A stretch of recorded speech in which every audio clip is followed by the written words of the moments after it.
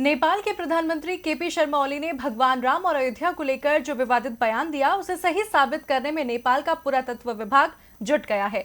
भले ही नेपाल के लोग केपी ओली के इस बयान का विरोध कर रहे हों, लेकिन ओली को जैसे कोई फर्क ही नहीं पड़ता। वो तो अपनी बात मनवाने की जोर आजमाइश में लग गए हैं। देखिए रिपोर्ट।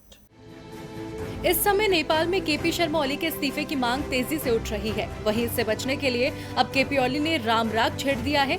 इस बहाने ओली भारत विरोधी अपने एजेंडे को और तेज कर रहे हैं। हालांकि ओली ने जैसे ही राम के जन्म को लेकर बड़ा बयान दिया, उनके अपने ही उन्हें घेरने लगे। लेकिन ओली को जैसे इससे कोई फर्क नहीं पड़ता। भले ही विदेश मंत्रालय को नेपाल पीएम के बयान पर सफाई देनी पड़ी हो, लेकिन नेपाल के विदेश मंत्री प्रदीप ग्वाली ओली का बचाव करने मैदान में उतर गए।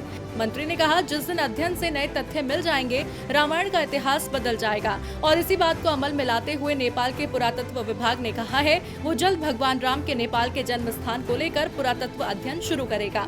नेपाल के पुरातत्व विभाग के डीजी दामोदर गौतम ने कहा है, एक जिम्मेदार संस्था के रूप में वो देश में सांस्कृतिक और धार्मिक स्थलों के बारे में पुरातत्व खुदाई, अनुसंधान और अध्ययन करते आए हैं। ऐसे में अपने कर्तव्य से पीछे नहीं हट सकते, खासकर जब प्रधानमंत्री ने इस संबंध में बयान दिया है।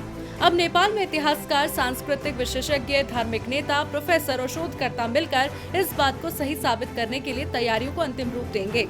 नेपाल के पुरातत्व विभाग का दावा है, पिछले कुछ सालों में उन्होंने बारा, धौसा और चितवन जिलों में उत्खनन किया है, जो कि नदी किनारे है। हमारे पास पुख्ता सबूत है कि इन इलाकों में प्राचीन सभ्यता मौजूद थी, लेकिन हमारे पास इस बात के सबूत नहीं है कि असली अयोध्या इनमें से किस जिले में थी। डीबी लाइव की रिपोर्ट।